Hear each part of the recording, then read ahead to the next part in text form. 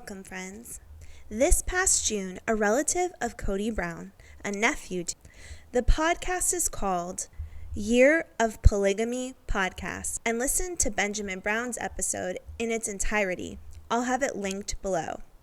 But for now, I'm going to share some of the most interesting snippets of the dialogue, giving us a more truthful and realistic peek inside how Cody and the sister wives grew up, found one another, and what they really believed in when they first decided to join polygamy.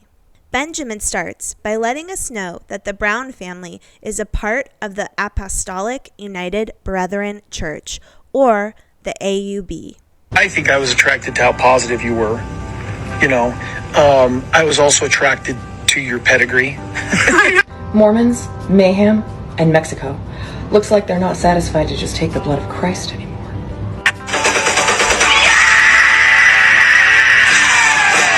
So a lot of you, or a grip of you, as the kids used to say back in my day, wanted me to talk about the religion and the family that Christine comes from. Now, I want to point out at first that she has left this church, her mom's left this church. They suffered some pretty terrible things within this. Now, they send this message of the fact that the AUB is so much different. It's absolutely not, so we're going to look into that a little bit. But if you go into the religion playlist, if you go to my profile and look in there's a lot of really, really big deep dives on that also.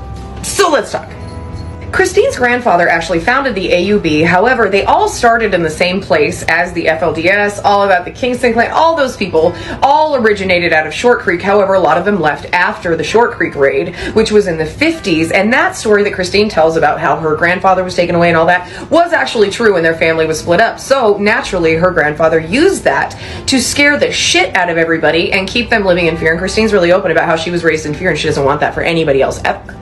Of course, these groups have problems, and that's not even a debate or anything, but one of the problems is law enforcement's response or uneducated approach, because they go in there and they always say, we didn't realize it would be that many kids. Okay, so dude has 17 wives, let's say, and that's a low average in that place, and he has at least 3 kids with each. Okay, and that's going on all over, and you just had no idea. If they had taken the time, plus the social workers that were sent in were not specifically knowledgeable about that case. Yeah, you got general information, but you need to know more than that. So, because of their insane flubs, that is now used as a scary story, because it's the boogeyman under the bed is going to come in and grab you and yank you out, which they actually yank children out from under bed. So, good job, guys.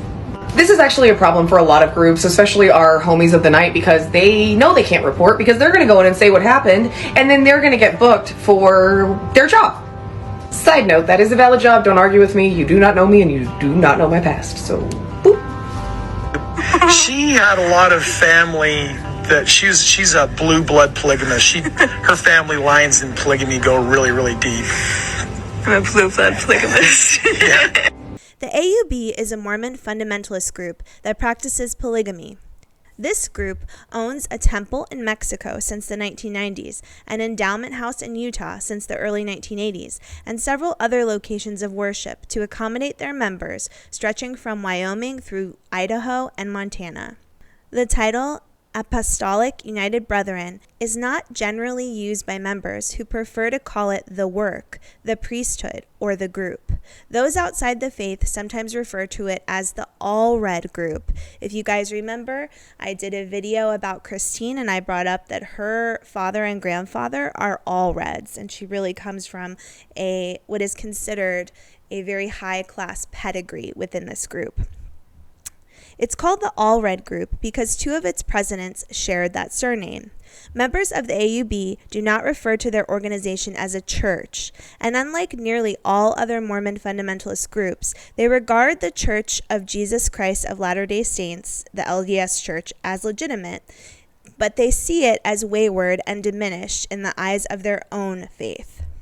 Some people characterize the AUB as a more liberal branch of the fundamentalist movement of Mormonism, as the group allows sexual relations apart from the strict purpose of procreation.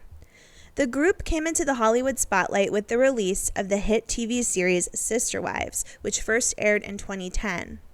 The AUB actually furnished a detailed description of their beliefs and practices in 2009 when they sent this kind of like legal document to the Utah Attorney General. It was called a polygamy primer, and the booklet was supposed to be used to educate law enforcement and social relief agencies involving the way that polygamy groups work. As of 1998, there were approximately 10,000 members of the AUB, most of whom reside in Utah and Mexico. The headquarters of the AUB is actually in Bluffdale, Utah, where they have a chapel, a school, archives, and a sports field.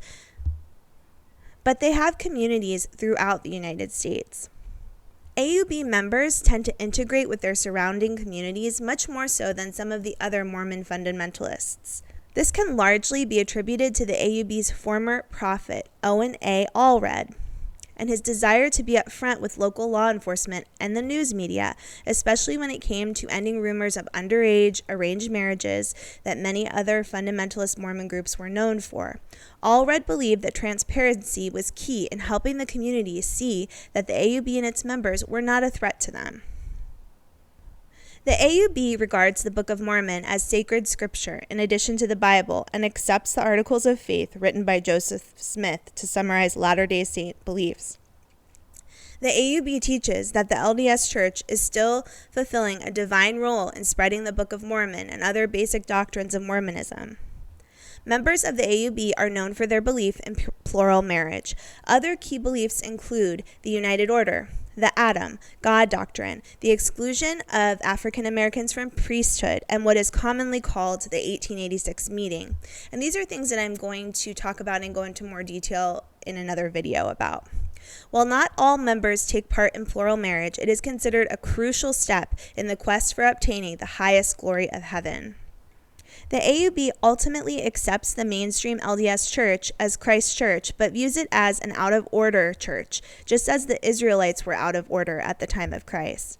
AUB members are taught that they should not disparage the LDS Church, and its leaders teach that the mother church should be respected. They consider themselves the father church. The same as a husband should take care and honor his wayward wife, they must honor the LDS Church. So this has been all about the church that Cody and his sister wives grew up in and that they allegedly still believe in, according to the fact that they're still operating under polygamy. I find this really interesting because they don't talk very much about their faith on the show, and I think they really try to lead us to believe they're extremely liberal, that they're very accepting, and it kind of leaves you with this idea that they must not be living such a fundamentalist lifestyle. However, it's clear from the information that Benjamin shares in the podcast, as well as other information I've looked up about the church, that they certainly are prescribing to a very fundamentalist ideology, at least when they first got married and started participating in polygamy. We're going to go ahead and listen to what Benjamin has to say about this after we hear from another young woman who also grew up in the Brethren. I grew up in Utah County, Utah, and the Mormon kids in our neighborhood wouldn't hang out with us because what our family was into was too weird for them. When I was 14 years old, my best friend got married off to a 35-year-old man because her dad needed a job, and he offered to give her dad a job in trade for marrying her. She was 14 as well. My dad had 3 wives at the same time. The youngest one was about 22 years younger than him. One of my friends married a guy who was roughly 40 years older than her and became his 5th wife. I was heavily encouraged to get married a month after my 16th birthday because my mom read in my journal that I was gay. I was divorced by 19, came out anyway. Her plan didn't really work. Tell me you were in a cult without telling me you were in a cult.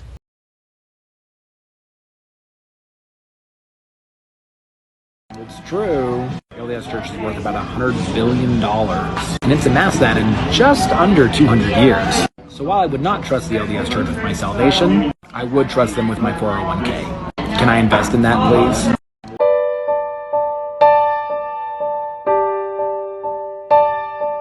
All right, I'm so excited to welcome on Ben Brown. You might know him as King Benjamin on TikTok. He's a comedian.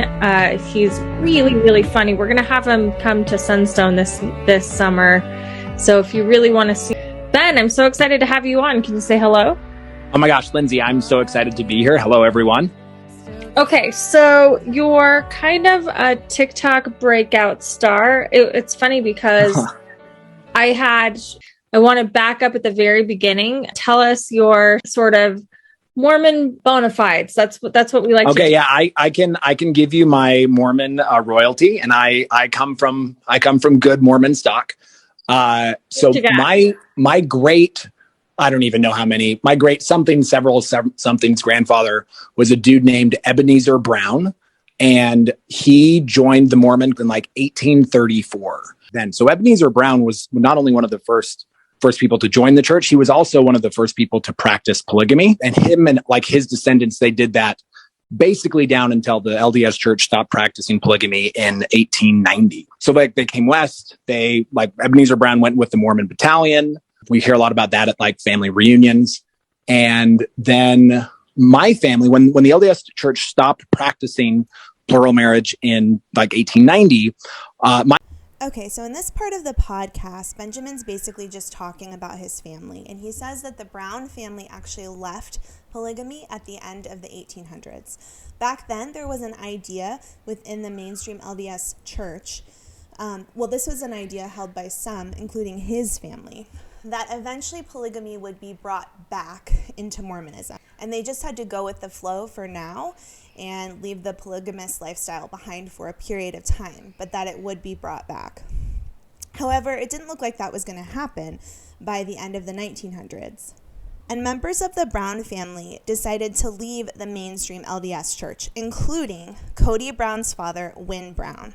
Wynn eventually moved out to Utah and lived on a ranch there. The ranch was run by like a group of men who decided that they wanted to live together, to live polygamy, and to follow of the UAB. Wynn lived on this ranch with his wives. Cody spent a portion of his life there.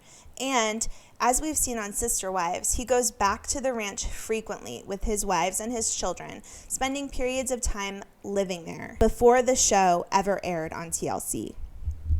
And talk about your childhood. Let's start there. I want to ask you a lot of questions about your dad and that whole situation, because that's fascinating. Perfect. Yeah. So fast forward, I'm born in Mormon polygamy, and like a couple of years after I'm born in Montana, and my dad and my mom and my other mom all kind of like bounce around for a little bit, and then they end up on a ranch, on my family's ranch in Wyoming. And that's where, so when I tell people that I grew up on a Mormon polygamous compound, what I'm talking about is there's a ranch in Wyoming that was 5 miles outside of town. And we had a bunch of trailers on that ranch, and it was a bunch of polygamists and their kids. And we just like hung out on the ranch all the time. You said Montana. Were you up in Pinesdale with the AUB? Yeah. Okay. So not actually. So I can get kind of specific. So, cause you know this. So Pinesdale is part of the AUB. My family was in Billings, and they were just kind of like there for work for like a year. And then they ended up in Wyoming, and then we lived in a trailer park, and my parents lived in one trailer. So this was when I was very young. I was like just a little baby. So Ben is going to kind of talk to us about how the ranch was set up. I find it really interesting. Apparently there were a lot of trailers. It was sort of like a trailer park. And he's also going to talk a little bit about how they had a community bakery, and the children were all expected to work there in order to maintain the community financially. But at that point, the way that they sort of portrayed themselves to the world is they didn't really want people to know that they were polygamist. And so but they were also like, they did live, I'm sure their neighbors saw stuff, but like when dad went to work, he would have my mom as his official wife. And when they would like go on vacation, there's actually this story that they tell that is kind of funny. It actually is. I think it's pretty funny. I have to be careful because I've done a significant amount of trauma therapy, and that all started because I would tell people things that I thought were funny, but actually weren't. But I'm pretty sure that what I'm about to tell you is actually funny. So when we were very little, so my dad had, I'm my mom's oldest, and my dad got married to my mom and my other mom right at the same time. And they had kids right at the same time. So I have a brother who's 13 days older than me. He's basically my twin, right? And which is actually kind of funny because we're both Geminis, so like we actually are twins, which is kind of hilarious. But we went to like on a family vacation to like Yellowstone, and the whole family was like me, my brother. I'm like 6 months old. My dad, his 2 wives, and then my other mom's older son from another marriage. And we're like walking around Old Faithful, and my dad has has me and has my brother Ammon, right? So he's holding 2 babies. We're basically twins, right? And he's getting just like all of this attention from these people who are like, oh my God, they're so cute. Like, are they twins? And my dad has this really interesting relationship with the truth, where if it's like letting someone believe that you have the authority to like baptize them into a secret LDS polygamous cult, he'll like let you believe that, even though he doesn't. But if someone asks you if your babies are twins and they're not, he's not going to tell a lie. And so like my moms are like, he should say yes, that they're twins, because otherwise they're going to know that we're polygamous. And my dad's like, no, well, they're 13 days apart.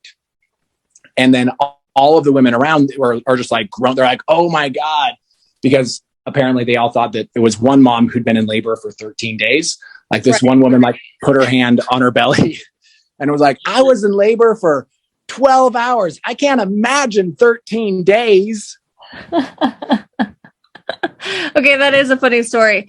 Okay, yeah, no. First of all, you're not the only one that's alone in the trauma funny game. You know, okay. We all do that, but depending on which group you grew up in, I have a friend that's in the Kingston group, and every time he tells us his childhood memories, we're all laughing about our stories, and then he'll talk about his childhood, and the room stops, and we're like, oh my gosh, I'm so sorry that happened to you. I know. This is so interesting, and something I'm hearing on a lot of Mormon podcasts and YouTube videos in general, especially from ex-Mormons, where people are saying that one thing that happens in the Mormon religion is that there are all these very strict and specific rules about how you should act, not telling lies, not stealing, and it would be like down to the smallest situation. Like you have to be so honest that if you found a penny on the side of the road, you have to track down who it belongs to. And yet the Mormon church as a whole does a lot of things which many ex-Mormons tend to feel are dishonest, are manipulative, are incredibly criminal in many ways. And yet here they are trying to teach the community that they have to be strict in their own personal behavior on a daily basis. And Benjamin does go on to talk a very small amount here, and I don't think I'm going to share it. You'll have to listen to the podcast to hear. But he talks a little bit about women within the community being taught how to get financial aid from the government, because even though they have a husband, they're not married to him on paper, and then therefore they would be able to get some kind of aid brought in from declaring that they don't have a partner to help them with their children. Yep. Oh, that's Mormonism. That's Mormonism for you. So, okay, so you guys moved from Billings to Wyoming. So talk about the good old home compound. Okay, so the good old home compound. So that all is sort of revolving around an attempt by my family to live the United Order, right? So one of the things about fundamentalist Mormons, where be or just like doing their own thing, is they're all trying to live this pure and original form of Mormonism that they believe that the real church, that the LDS church has fallen away from. And so a lot of that is polygamy, but another big one for the AUB, and especially for my family, is this idea of the United Order, which is essentially like Christian communism, right? It's the idea that we're all going to work together as a Mormon community, and we're going to hold property in common, and we're going to build each other up. We're going to take care of each other. And so my family initially moved to Wyoming. We initially ended up in Riverton, where we moved on to like a dairy farm with another kind of smaller group of members of the AUB. And they like tried to make a United Order thing kind of go there. I mean, so that ranch had been there. That's been in the family for like 100 years. So in like 18 childhood in Wyoming, what that was like. Did you go to school? Let's talk about all the child labor in your background. Okay. Yeah. So I didn't attend school. We did homeschool.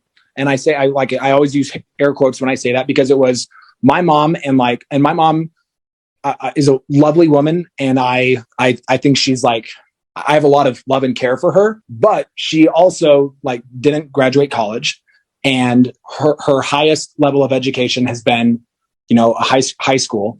And she's been primarily charged with homeschooling most of our, in fact, all of the siblings. Right. And so high school math education was mom handing me an algebra 2 textbook and saying, go learn algebra. And So Benjamin does talk a little bit about the fact that they homeschooled on the ranch and that the education he finds to be quite lacking. We all know that homeschooling can be great with the right teacher, parent, and child. For some kids and families, it doesn't work out. So I'm not dogging homeschooling here, not at all. But I think he feels like it was really lacking for him. And he does talk about later in the podcast, he ends up being seen as one of the kids who's quite smart on the ranch, and they actually end up sending him to college. They want him to become a lawyer and practice law for the church. So it's kind of interesting. He says like he spent a lot of time reading and kind of having to educate himself on the ranch. So they believe in the last days, right? The calamities are upon us. And during the last days, when everything is destroyed, the righteous are going to need a place of refuge to gather, right? Which is that's a pretty Mormon idea, right? That's not just Mormon polygamists. A lot of Mormons believe stuff like that. And my understanding, based upon some of the other things that I've read on deep dives I've done about the Brown family, is that originally this is why Cody and the sister wives were so interested in kind of creating a compound for themselves, is that they do have a belief, or at least they did at some point have a belief, that the end of times is coming and that they need to have some kind of a space where they themselves and their children will be able to congregate and be together whenever shit hits the fan, basically. And so they believed that their ranch was going to be one of those safe havens. So it was like absolutely essential that they have as much land and as big of a ranch as possible. And so but the problem is that they weren't very good at making money on that ranch, and the ranch wasn't really self-sufficient. And so they started a bakery on the ranch to kind of pay the bills so they could acquire all of this land and like basically play cowboy for God. When they started, I love that line. It's like Win Brown and the men he was hanging out with, they really just wanted to play cowboy for God, is kind of what Benjamin is saying. So they ended up building a bakery on the ranch. Of course it would be a bakery, because most of the women and the children are the ones who worked extensively in the bakery in order to pay for the ranch to operate. Right on the ranch. And the plan was that they were going to be making bread and delivering it to like the local community, and then also to Yellowstone National Park, because Yellowstone National Park was pretty close, and it was actually a pretty good opportunity because there was a lot of tourism that hit that in the 90s. And so they start the bakery, and when they start the bakery, because it's on the property, pretty quick they decide that they don't want to have any Gentiles coming to work in the bakery, because they don't want anyone like who would be wicked to come on the ranch to corrupt the youth, right? If we saw someone with like, I don't know, a tank top or like a Nirvana shirt, we might get some ideas. And so they're like, we're not going to do any of that. But fortunately, there's like this whole crop of children who are all here all the time. And so they had us start working in the bakery. So I started working in the bakery when I was 8, and I started working there full time when I was 11.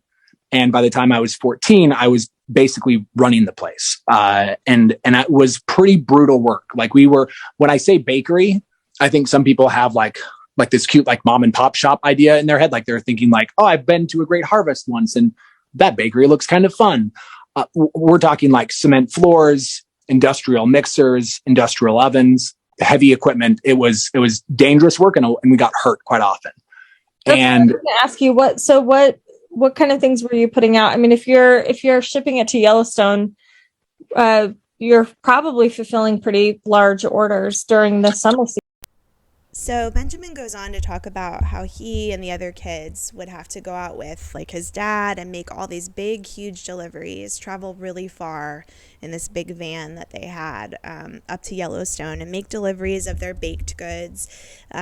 And he said it was funny because all the families, they'd get up to Yellowstone and all the families they were delivering to would look at him and his father and the other kids and be like, wow, it's so amazing how you're training your kids up in your business. But Benjamin said like they were really overworked and tired on the farm, that the kids would go straight home after delivering the baked goods and get back into the bakery and start working, 10-hour days just to get everything done for the next delivery. And that, he appreciates that his parents did certainly teach him the value of hard work, and he's a hardworking person, partially because of that. He still thinks that it was like way overdone for children of that age. I do wonder if this is similar to what something Cody would have experienced in his own childhood. I don't know if he was actually working at the bakery that Benjamin talks about, but definitely being worked to the point of being quite tired and learning that you need to work morning, noon, and night. I think you can kind of see that in the way that he acts on the show. Nowadays, things are a little bit different for him, but I think early on, it was sort of like a lifestyle in which both the moms and Cody were constantly like always doing something. If they're not watching kids, then they're at work. They have so many kids that every moment of their day is just taken up. It doesn't really seem like there's downtime to be had. It doesn't seem like there's time to relax and be by themselves. And that's certainly something you can see across the board in many Mormon families. And I do think work ethic is obviously wonderful. It's a good thing to have. I'm not putting that down, but I think you could probably strike more of a balance than what we're seeing here. Season at least. Totally. Yeah. I mean, we would ship. So we made bread, we made granola, we made cookies, and we made cinnamon rolls.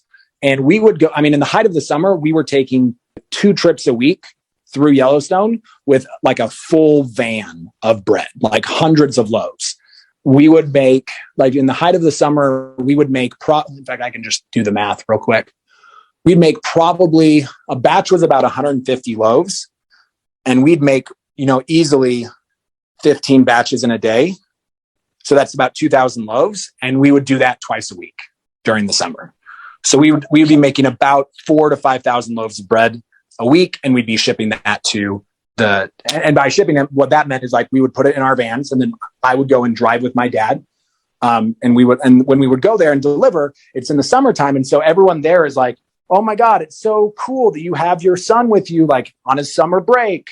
And you're like, it's like this fun father thing. And what they don't realize is that I worked 13 hours the day before making all of this bread and make another bread day on Thursday. And so it's like there was this veneer of like, oh, isn't it cool that you have that you get to like your son's here and you're like teaching him the value of work. But what's really happening is that I'm being exploited, right? Yeah, that's what I want to dig into that a little bit before we go on with your story, because child labor is a huge issue in the state of Utah and in Mormon communities. And I think there's this Mormon ethos around hard work anyway. And part of it I appreciate, right? I love that I have learned to work hard in my life, and that people around me have as well. So Benjamin and the host, they're both basically like, I appreciate what my parents taught me. I'm glad that I am a hard worker and that they taught me to work hard. I like that they acknowledge that. But they're also like, there has to be some kind of a balance. And we have seen a lot of exploitation of children, especially when you have these big, huge families living on large properties. It can be exploitative to have them working 10, 13-hour days at a time. And then Benjamin goes on to talk a lot more about the AUB, the way the hierarchy is set up. I really recommend listening to the podcast if you're interested in that. I will also do another video about the AUB as well.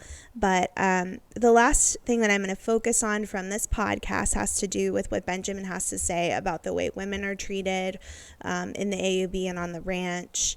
Please check out the podcast if you want to know more about what he had to say. And also you can check out his TikTok, where he has talked pretty extensively about Mormonism and his thoughts, even about the sister wives.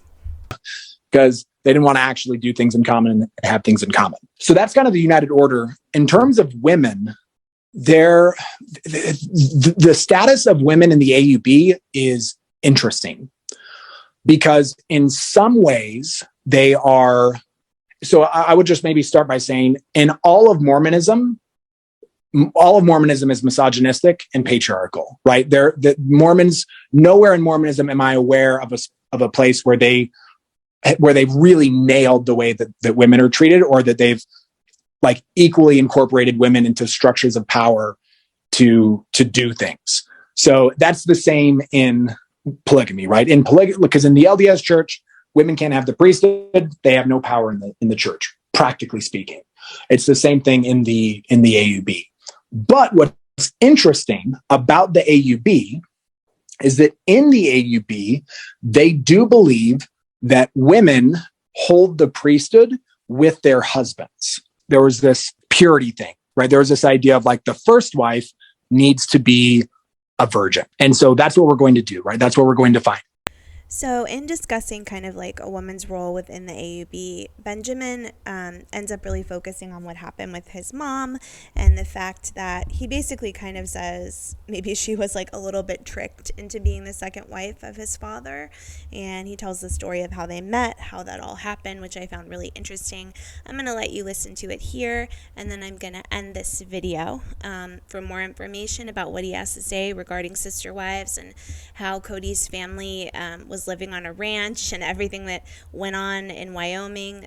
Please check out the podcast.